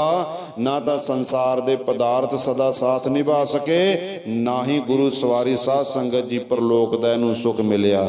ਦੁਬਦਾ ਮੈਂ ਦੋਉ ਗਏ, ਮਾਇਆ ਮਿਲੀ ਨਾ ਰਾਮ। ਜਿਹੜਾ ਇਨਸਾਨ ਪਰਮਾਤਮਾ ਤੋਂ ਬੇਮੁਖ ਹੋ ਜਾਂਦਾ ਹੈ ਉਹ ਸੰਸਾਰ ਦੇ ਵਿੱਚ ਵੀ ਦੁਖੀ ਤੇ ਪਰਲੋਕ ਦੇ ਵਿੱਚ ਵੀ ਦੁਖੀ ਹੀ ਰਹਿੰਦਾ ਹੈਗਾ। ਰਹਾਉ ਠਹਿਰਾਓ ਦੇ ਕੇ ਬਚਨ ਕਰਦੇ ਸ੍ਰੀ ਗੁਰੂ ਨਾਨਕ ਪਾਤਸ਼ਾਹ ਜੀ ਕਾਰੋ ਹਮੀਦ ਬਾਦਸ਼ਾਹ ਨੂੰ ਸਮਝਾ ਰਹੇ ਨੇ। ਰਾਜਨ ਜੀਵਨ ਮਰਣਾ ਜਾਏ ਕਾ ਏਥਾ ਖਾਜਾ ਕਾਲ। ਇਹ ਤੂੰ ਜੀਵਨ ਜੋ ਬਤੀਤ ਕਰ ਰਿਹਾ ਨਾ, ਜਨਮ ਤੋਂ ਲੈ ਕੇ ਮਰਨ ਤੱਕ ਜੋ ਵੀ ਤੂੰ ਬਤੀਤ ਕਰਦਾ ਪਿਆ, ਜੋ ਵੀ ਤੂੰ ਖਾਂਦਾ ਪਿਆ, ਜੋ ਵੀ ਤੂੰ ਪੀਂਦਾ ਪਿਆ, ਇੱਕ ਗੱਲ ਹਮੇਸ਼ਾ ਯਾਦ ਰੱਖੀ, ਇੱਥੇ ਖਾਜਾ ਕਾਲ, ਤੈਨੂੰ ਉਸ ਮੌਤ ਨੇ, ਤੈਨੂੰ ਯਮ ਨੇ ਛੱਡਣਾ ਨਹੀਂ ਹੈਗਾ। ਸਾਰਾ ਕੁਝ ਧਰੇ ਦਾ ਧਰਿਆ ਹੀ ਰਹਿ ਜਾਏਗਾ, ਨਾਲ ਕੁਝ ਨਹੀਂ ਜਾਏਗਾ।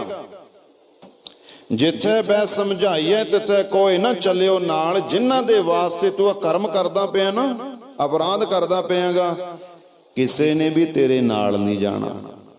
ਅਗਰ ਨਾਲ ਜਾਂਦੇ ਹੁੰਦੇ ਤਾਂ ਬਾਲਮਿਕ ਦੀ ਇਸਤਰੀ ਜਵਾਬ ਕਿਉਂ ਦਿੰਦੀ? ਬਾਲਮਿਕ ਦਾ ਮਾਤਾ ਪਿਤਾ ਕਿਉਂ ਜਵਾਬ ਦਿੰਦਾ? ਉਹਨਾਂ ਸਿੱਧਾ ਤੇ ਸਾਫ਼ ਕਹਿ ਦਿੱਤਾ ਕਿ ਤੇਰੇ ਦੁਆਰਾ ਕਮਾਇਆ ਹੋਇਆ ਧਨ, ਲਿਆਂਦਾ ਹੋਇਆ ਧਨ, ਉਹਦੀਆਂ ਸੁੱਖ ਸਹੂਲਤਾਂ ਤਾਂ ਅਸੀਂ ਭੋਗ ਲਾਂਗੇ, ਪਰ ਜੋ ਤੂੰ ਕਰਮ ਕਰਦਾ ਉਸ ਕਰਮਾਂ ਦਾ ਫਲ ਦੁੱਖ ਮਿਲੇਗਾ ਉਹ ਨਹੀਂ ਅਸੀਂ ਭੋਗਦੇ।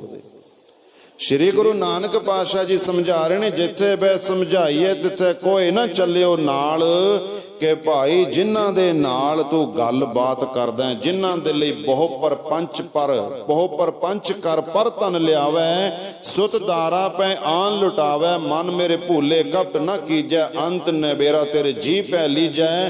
ਤੋ ਇੱਕ ਗੱਲ ਯਾਦ ਰੱਖੀ, ਇਹਨਾਂ ਕਰਮਾਂ ਦਾ ਫਲ ਤੈਨੂੰ ਹੀ ਭੋਗਣਾ ਪੈਣਾ, ਕੋਈ ਹੋਰ ਨਹੀਂ ਭੋਗੇਗਾ। ਰੋਵਣ ਵਾਲੇ ਜੇਤੜੇ ਸਭ ਬੰਨੇ ਪੰਡ ਪਰਾਲ। ਜਦੋਂ ਤੂੰ ਸਰੀਰ ਛੱਡ ਜਾਏਗਾ, ਸੰਸਾਰਿਕ ਯਾਤਰਾ ਪੂਰੀ ਕਰੇਗਾ ਨਾ, ਰੋਣਗੇ ਜ਼ਰੂਰ। ਰੋਣਾ ਤਾਂ ਪੈਣਾ, ਜੇ ਨਾ ਰੋਣਗੇ ਤਾਂ ਲੋਕਾਂ ਨੇ ਗੱਲਾਂ ਬਾਤਾਂ ਕਰਨੀਆਂ। ਦੇਖੋ ਪਿਓ ਮਰੇ ਦੀ ਕਿੰਨੀ ਖੁਸ਼ੀ, ਅੱਖਾਂ 'ਚ ਪਾਣੀ ਨਹੀਂ ਆਇਆ ਇਹਦੇ। ਰੋਣਗੇ ਜ਼ਰੂਰ, ਪਰ ਮਨ ਦੇ ਵਿੱਚ ਇਹੀ ਹੋਏਗਾ ਕਿ ਕੁਝ ਸਮਾਂ ਬਤੀਤ ਹੋਵੇ, ਫਲਾਣੀ ਚੀਜ਼ ਮੈਂ ਸੰਭਲਾਂ, ਫਲਾਣਾ ਘਰ ਮੈਂ ਸੰਭਲਾਂ, ਉਹ ਪ੍ਰਾਪਰਟੀ ਮੈਂ ਸੰਭਲਾਂ, ਉਹ ਬੈਂਕ ਬੈਲੈਂਸ ਇਹਨਾਂ ਮੈਂ ਸੰਭਲਾਂ। ਰੋਵਣ ਵਾਲੇ ਜੇਤੜੇ ਸਭ ਬੰਨ੍ਹੈ ਪੰਡ ਪਰਾਲ। ਕਹਿੰਦੇ ਤੇਰੇ ਨਾਂ ਦੀਆਂ ਜਿੰਨੀਆਂ ਮਰਜ਼ੀ ਪਰਾਲੀਆਂ ਬੰਨਣ, ਪਰਾਲੀਆਂ ਬੰਨਣ ਦਾ ਮਤਲਬ ਹੈ ਤੇਰੇ ਨਾਮ ਦਾ ਜਿੰਨਾ ਮਰਜ਼ੀ ਸਤ ਕਰਮ ਕਰਨ, ਪਰ ਤੈਨੂੰ ਕੋਈ ਫਾਇਦਾ ਨਹੀਂ ਹੋਣਾ। ਜੇ ਕੋਈ ਮਰ ਜਾਂਦਾ ਤਾਂ ਉਹਦੇ ਮੂੰਹ ਦੇ ਵਿੱਚ ਤੁਸੀਂ ਅੰਮ੍ਰਿਤ ਪਾ ਦਿਓ, ਉਹਦੇ ਮੂੰਹ ਦੇ ਵਿੱਚ ਦਵਾਈਆਂ ਪਾਓ, ਉਹਨੂੰ ਕੋਈ ਫਰਕ ਪੈ ਜਾਏਗਾ? ਮਰਨ ਤੋਂ ਬਾਅਦ ਵੀ ਅਗਰ ਮੂੰਹ ਦੇ ਵਿੱਚ ਦਵਾਈਆਂ ਪਾਈਏ, ਗੁਰੂ ਸਵਾਰਿਓ, ਬੰਦਾ ਜਿਉਂਦਾ ਨਹੀਂ ਹੁੰਦਾ। ਇਸੇ ਤਰ੍ਹਾਂ ਜਦੋਂ ਮਨੁੱਖ ਸਰੀਰ ਤਿਆਗ ਜਾਂਦਾ, ਭਾਵੇਂ ਜਿੰਨਾ ਮਰਜ਼ੀ ਉਹਦੇ ਲਈ ਸਤ ਕਰਮ ਕਰੋ, ਦਾਨ ਕਰੋ, ਪੁੰਨ ਕਰੋ, ਗੁਸਤਾਖੀ ਮਾਫ ਕਰਨਾ, ਉਹਨੂੰ ਕੋਈ ਬਹੁਤਾ ਫਾਇਦਾ ਨਹੀਂ ਹੁੰਦਾ। ਅਗਰ ਇੰਨਾ ਫਾਇਦਾ ਹੋਵੇ ਤਾਂ ਮਰਨ ਤੋਂ ਬਾਅਦ ਉਹਦੇ ਨਾਂ ਦੇ ਯੱਗ ਲਾ ਦਿਓ, ਪਾਠ ਕੀਰਤਨ ਜਿੰਨੇ ਮਰਜ਼ੀ ਕਰਾਏ ਚੱਲੋ, ਸਾਰੀ ਉਮਰ ਕੁਕਰਮ ਕਰਦਾ ਰਵੇ। ਮਰਨ ਤੋਂ ਬਾਅਦ ਅਗਰ ਧਾਰਮਿਕ ਕਰਮ ਹੋਏ ਤਾਂ ਫਿਰ ਉਹ ਬੰਦਾ ਮੁਕਤ ਨਾ ਹੋ ਜਾਏਗਾ। ਇਹ ਤਾਂ ਜਿਉਂਦੇ ਜੀ ਕਰਨਾ ਪੈਣਾ ਹੈ। ਸਤਿਗੁਰ ਸੱਚੇ ਪਾਤਸ਼ਾਹ ਜੀ ਬਚਨ ਕਰ ਸਭ ਬੰਨ੍ਹੈ ਪੰਡ ਪਰਾਲ। ਇੱਥੇ ਦੇ ਕਰਮ ਇੱਥੇ ਹੀ ਰਹਿ ਜਾਣੇ ਐ। ਸਭ ਕੋ ਆਖੈ ਬਹੁਤ ਬਹੁਤ, ਘਟ ਨਾ ਆਖੈ ਕੋਏ। ਕਿਸੇ ਵੀ ਮਨੁੱਖ ਨੂੰ ਪੁੱਛ ਲਈਏ, ਉਹਦੀਆਂ ਸੰਸਾਰੀ ਇੱਛਾ ਕਦੇ ਘਟਦੀਆਂ ਨਹੀਂ ਹੈਗੀਆਂ। ਹਰ ਮਨੁੱਖ ਕਹਿੰਦਾ ਹੈ ਕਿ ਮੈਨੂੰ ਗੱਡੀ ਚਾਹੀਦੀ ਹੈ, ਫਿਰ ਕਹਿੰਦਾ ਏਸੀ ਵਾਲੀ ਚਾਹੀਦੀ ਹੈ, ਫਿਰ ਕਹਿੰਦਾ ਲੰਬੀ ਗੱਡੀ ਚਾਹੀਦੀ ਹੈ, ਫਿਰ ਕਹਿੰਦਾ ਆਟੋਮੈਟਿਕ ਚਾਹੀਦੀ ਹੈ, ਫਿਰ ਕਹਿੰਦਾ 4 ਕੜਿਆਂ ਵਾਲੀ ਚਾਹੀਦੀ ਹੈ, ਫਿਰ BMW ਮਰਸਡੀ ਚਾਹੀਦੀ ਹੈ। ਇਹਦੀਆਂ ਇੱਛਾ ਕਦੇ ਪੂਰੀਆਂ ਹੁੰਦੀਆਂ? ਆਸਾਂ ਕਦੇ ਬੰਦੇ ਦੀਆਂ ਹੁੰਦੀਆਂ ਨਾ ਪੂਰੀਆਂ। ਕਲਪਦਾ ਹਮੇਸ਼ਾ ਪਰ ਫਿਰ ਵੀ ਰਹਿੰਦੀਆਂ ਅਧੂਰੀਆਂ। ਕਹਿੰਦੇ ਇੱਛਾਵਾਂ ਤਾਂ ਕਦੇ ਪੂਰੀਆਂ ਹੀ ਨਹੀਂ ਹੁੰਦੀਆਂ ਬੰਦੇ ਦੀਆਂ। ਗੁਰਮੁਖੋ ਸਤਿਗੁਰ ਸੱਚੇ ਪਾਤਸ਼ਾਹ ਜੀ ਬਚਨ ਕਰਦੇ ਆ ਕਿ ਸੰਸਾਰੀ ਲੋਕਾਂ ਦੀ ਇੱਛਾ ਮਨੋਕਾਮਨਾ ਕਦੇ ਵੀ ਪੂਰੀ ਨਹੀਂ ਹੁੰਦੀ, ਅਧੂਰੀ ਰਹਿੰਦੀ ਹੈ। ਜਦੋਂ ਵੀ ਇਹ ਮੰਗਦੇ ਆ ਕਹਿੰਦੇ ਹੋਰ ਚਾਹੀਦਾ, ਹੋਰ ਚਾਹੀਦਾ। ਕੋਈ ਵੀ ਨਹੀਂ ਕਹਿੰਦਾ ਕਿ ਜਿਤਨਾ ਦਿਆ ਕਰਤਾਰ ਨੇ ਉਤਨੀ ਮੇਰੀ ਔਕਾਤ ਨਾ ਥੀ। ਮੈਨੂੰ ਸਬਰ ਹੈ, ਹੁਣ ਮੈਂ ਉਹਦਾ ਸ਼ੁਕਰਾਨਾ ਕਰਦਾ ਪਿਆਂਗਾ। ਕੀਮਤ ਕਹਿੰਦੇ ਨਾ ਪਾਈ ਹੈ, ਕਹਿਣ ਨਾ ਵੱਡਾ ਹੋਏ। ਕਹਿੰਦੇ ਅਕਾਲ ਪੁਰਖ ਪਾਰ ਬ੍ਰਹਮ ਪਰਮੇਸ਼ਰ ਪਰਮਾਤਮਾ ਦੀ ਕੀਮਤ ਕੋਈ ਨਹੀਂ ਪਾ ਸਕਦਾ। ਉਹ ਪਰਮੇਸ਼ਰ ਸਭ ਤੋਂ ਵੱਡਾ ਹੈ।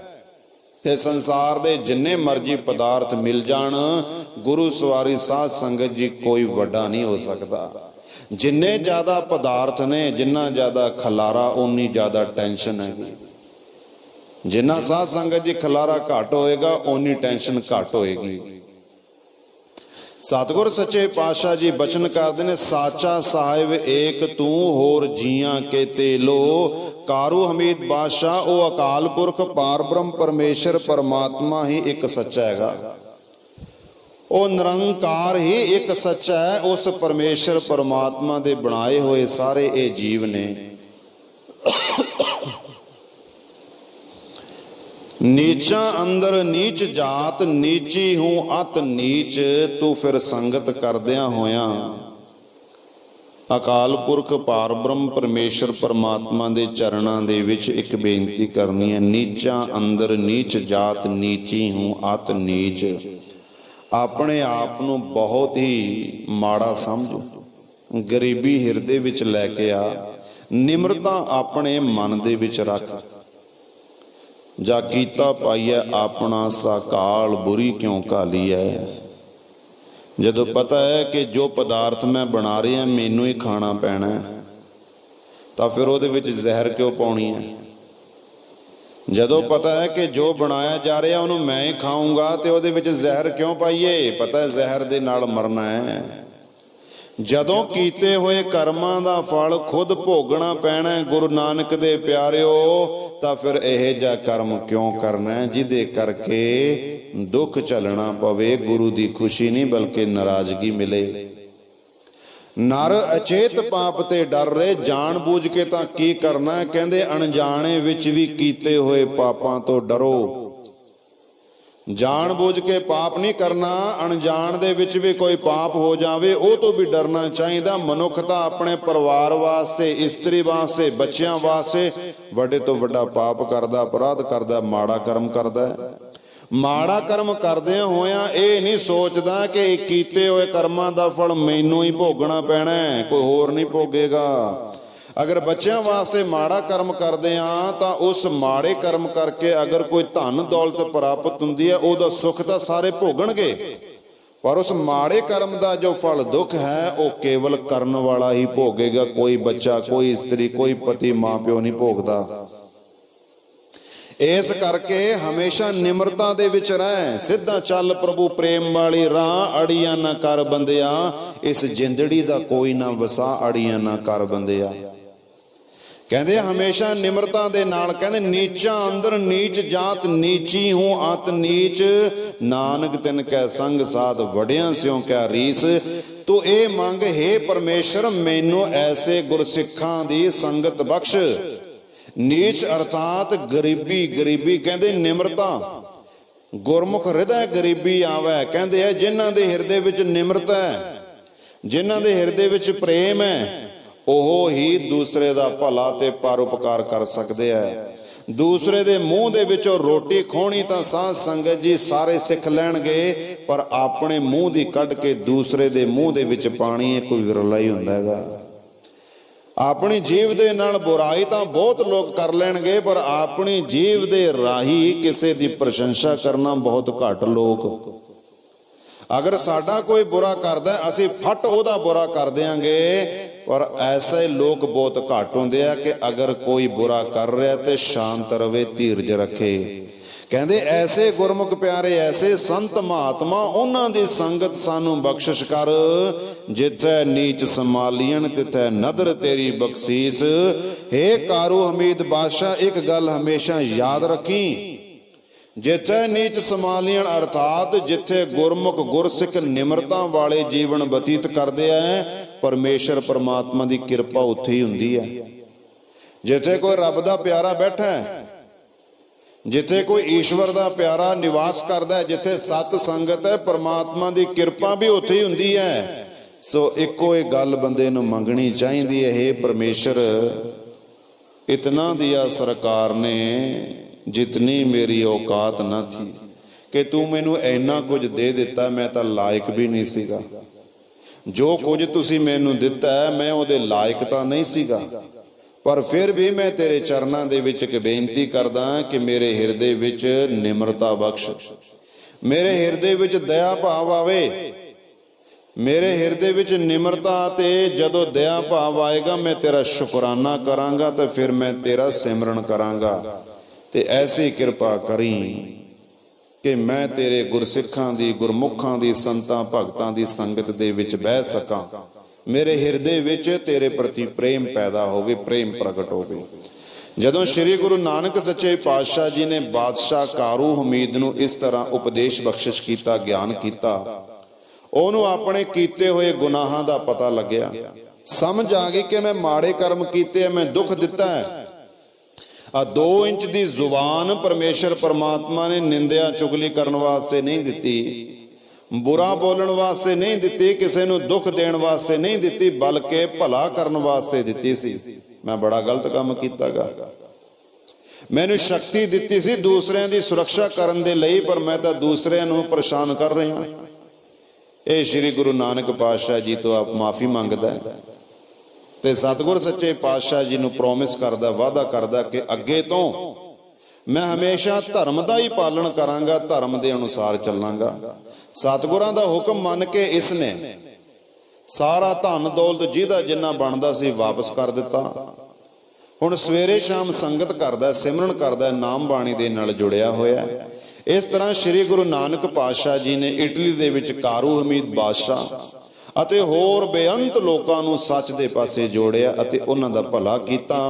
ਸੋ ਸਾਨੂੰ ਇਹ ਸਮਝਾਉਣਾ ਕੀਤਾ ਕਿ ਸੰਸਾਰ ਦੇ ਵਿੱਚ ਜਿੰਨੀਆਂ ਵੀ ਦਾਤਾਂ, ਜਿੰਨੀਆਂ ਵੀ ਬਰਕਤਾਂ, ਸਹੂਲਤਾਂ ਨੇ, ਪਰਮੇਸ਼ਰ ਨੇ ਦਿੱਤੀਆਂ ਤਾਂ ਮਨੁੱਖ ਵਾਸਤੇ ਹੀ ਨੇ, ਪਰ ਮਨੁੱਖ ਜ਼ਿਆਦਾਤਰ ਇਹਨਾਂ ਦਾ ਸੁੱਖ ਭੋਗਦਾ ਹੋਇਆ ਪਰਮਾਤਮਾ ਨੂੰ ਭੁੱਲ ਜਾਂਦਾ ਹੈ। ਸੋ ਮਨੁੱਖ ਨੂੰ ਕੋਸ਼ਿਸ਼ ਕਰਨੀ ਚਾਹੀਦੀ ਹੈ ਕਿ ਮੈਂ ਉਸ ਅਕਾਲ ਪੁਰਖ ਪਾਰ ਬ੍ਰਹਮ ਪਰਮੇਸ਼ਰ ਪਰਮਾਤਮਾ ਨੂੰ ਚੇਤੇ ਰੱਖਾਂ, ਉਹਦੀ ਬੰਦਗੀ ਕਰਾਂ, ਉਹਦਾ ਨਾਮ ਜਪਾਂ। ਸੋ ਸ਼੍ਰੀ ਗੁਰੂ ਨਾਨਕ ਪਾਤਸ਼ਾਹ ਜੀ ਨੇ ਇਸ ਤਰ੍ਹਾਂ ਪਤਾ ਨਹੀਂ ਸੰਸਾਰ ਦੇ ਵਿੱਚ ਕਿੰਨੇ ਹੀ ਮਨੁੱਖਾਂ ਦਾ, ਜੀ ਜਨਤਾ ਦਾ ਭਲਾ ਕੀਤਾ, ਉਧਾਰ ਕੀਤਾ। ਇੰਨੀ ਕੁ ਸੇਵਾ ਪ੍ਰਵਾਨ ਕਰਨਾ ਜੀ। आओ सारियां संगतां श्री आनंद साहब जी का पाठ करके फिर अरदास विच जुड़ांगे। करो कृपा बड़े प्रेम दे नाल। सतनाम श्री वाहिगुरु साहिब जीओ। राम कली महला तीजा आनंद एक ओंकार सतगुर प्रसाद। आनंद भया मेरी माए सतगुरु मैं पाया, सतगुर ता पाया सहज सेती मन वजियां वाधाइयां। राग रतन परवार परियां शब्द गावणे आइयां, शब्दो तगावो हरि केरा मन जिनि वसाया। कह नानक आनंद होआ सतगुरु मैं पाया, ए मन मेरिया तू सदा रहो हर नाले। हर नाल रहो तू मन मेरे दुख सब विसारना, अंगीकार हो करे तेरा कारज सब सवारना। सबना गलां समरथ स्वामी सो क्यों मनो विसारे, कह नानक मन मेरे सदा रहो हर नाले। साचे साहिबा क्या नहीं घर तेरा, घर तां तेरा सब कुछ है जिसे सो पावे। सदा सिवत सालाह तेरी नाम मन वसावे, नाम जिनकै मन वसया वाजे शब्द कनेरे। कह नानक सचे साहिब क्या नहीं कर तेरा, साचा नाम मेरा आधारो। साच नाम आधार मेरा जिन भुखा सब गवाइयां, कर शांत सुख मन आए वसया जिन इच्छा सब पुजाइयां। सदा कुर्बान कीता गुरु विठो जिस दियां ए वड़ियाइयां, कह नानक सुनो संतो शब्द धरो प्यारो। साचा नाम मेरा आधारो वाजे पंच शब्द तित घर सुभागै, घर सुभागै शब्द वाजे कला जित कर धारिया। पंच दूत दुदवास कीते काल कंटक मारिया, तुर करम पाया तुझ जिनको से नाम हर कै लागे। कह नानक तैसक होआ तित कर अनहद वाजे, आनंद सुनो वड भागियो सगल मनोरथ पूरे। पार ब्रह्म प्रभ पाया उतरे सगल विसूरे, दुख रोग संताप उतरे सुनी सची बाणी। संत साजन भय सरसे पूरे गुर ते जानी, सुनते पुनीत कहते पवित सतगुर रहया भरपूरे। बिनवंत नानक गुर चरण लागे वाजे अनहद तूरे। सुनते पुनीत कहते पवित सतगुर रहया भरपूरे। बिनवंत नानक गुर चरण लागे वाजे अनहद तूरे। वाहिगुरु जी का खालसा वाहिगुरु जी की फतेह। तू ठाकुर तुम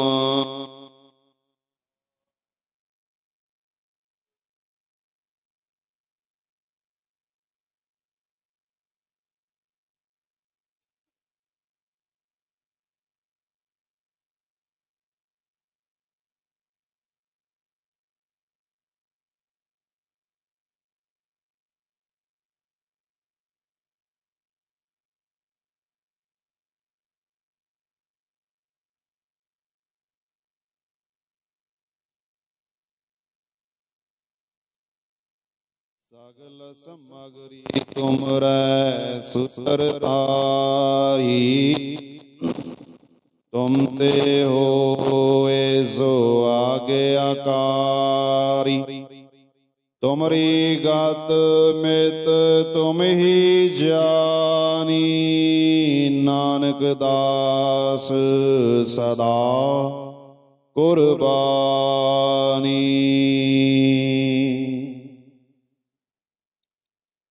बोलना जी सतनाम श्री वाहिगुरु वाहिगुरु वाहिगुरु।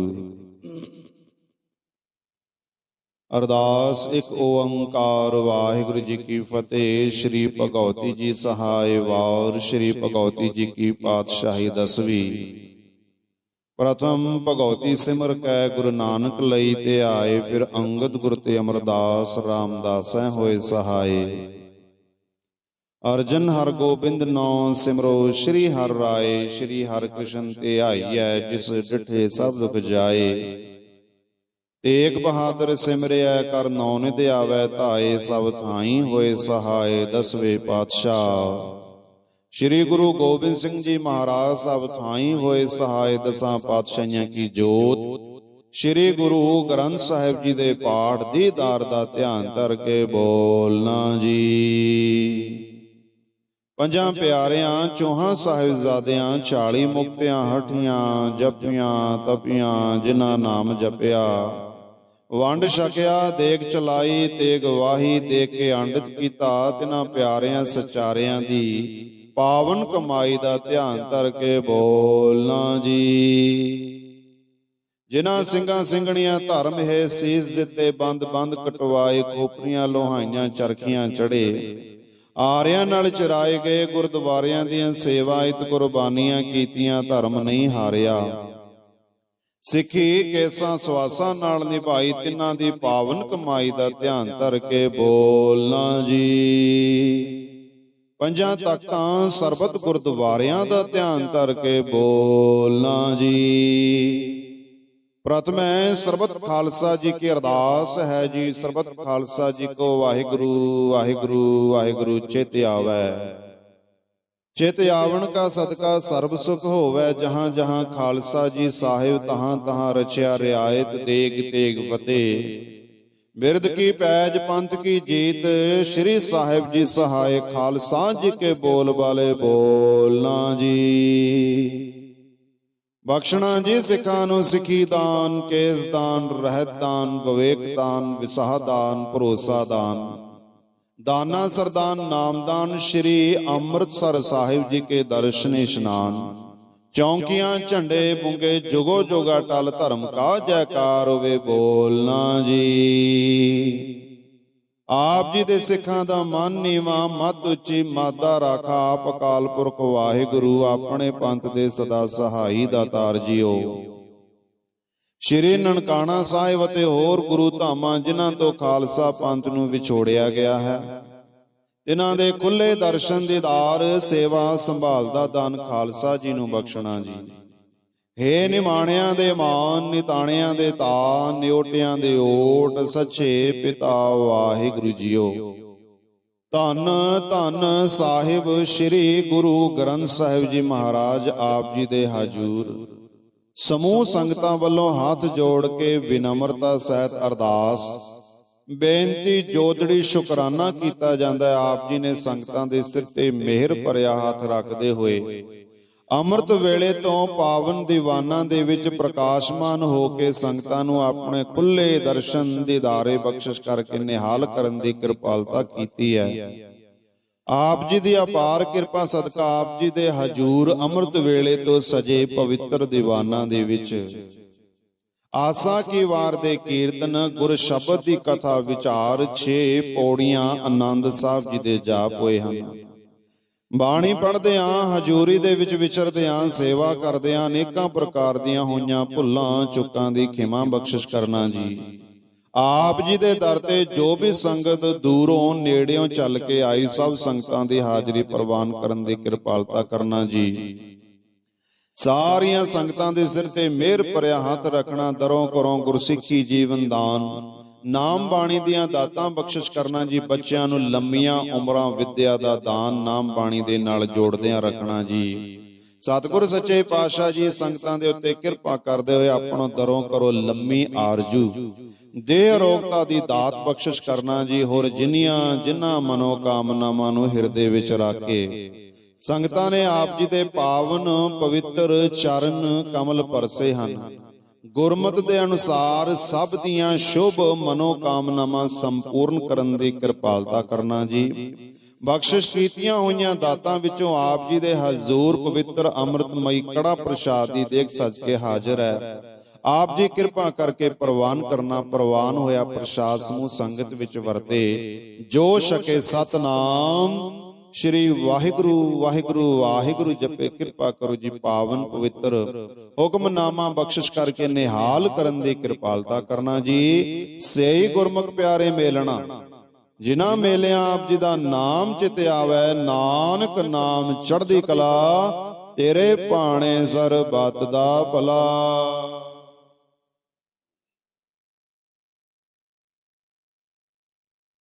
वाहिगुरु जी का खालसा, वाहिगुरु जी की फतेह। दोहरा गया पई अकाल की, तबै चलायो पंथ। सब सिखन को हुक्म है, गुरु मान्यो ग्रंथ। गुरु ग्रंथ जी मान्यो, प्रगट गुरां की देह। जो प्रभ को मिल बोच है, खोज शब्द में ले। राज करेगा खालसा, आकी रहे न कोय। पार हुए सब मिलेंगे, बचे सरंजो होय। पार हुए सब मिलेंगे, बचे सरंजो होय। बोले सो निहाल। वाहिगुरु जी का खालसा, वाहिगुरु जी की फतेह।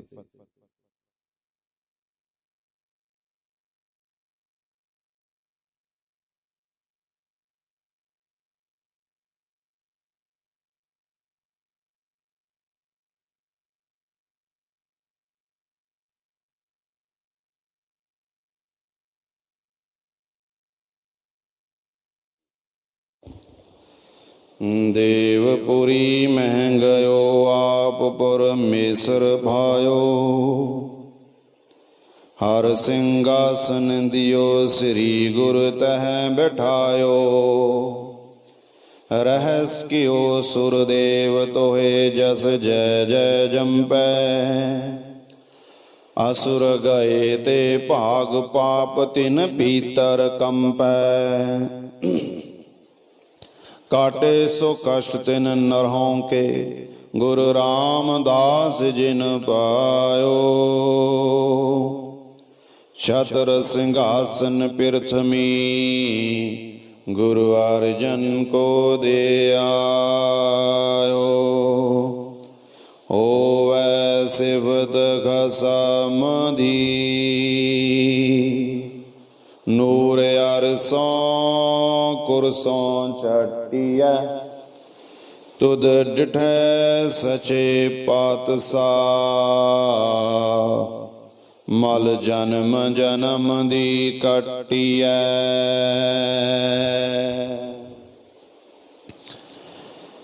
सतनाम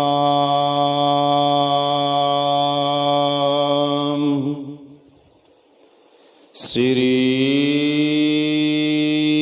वाहिगुरु साहिब जियो। क्या पढ़िए क्या गुनिए, क्या वेद पुराण सुनिए। क्या पढ़िए क्या गुनिए, क्या वेद पुराण सुनिए। पढ़े सुने क्या होई, जो सहज न मिल्यो सोई। हर का नाम न जपस गवारा, क्या सोचह बारंबार। रहाओ अंधियारे दीपक चाहिए, एक बस्त अगोचर लहिए। बस्त अगोचर पाई, काट दीपक रहा समाई। कह कबीर अब जानिया, जब जानिया तो मन मानिया। मन माने लोग ना पतीजै, ना पतीजै तो क्या कीजै। कह कबीर अब जानिया, जब जानिया तो मन मानिया। मन माने लोग ना पतीजै, ना पतीजै तो क्या कीजै।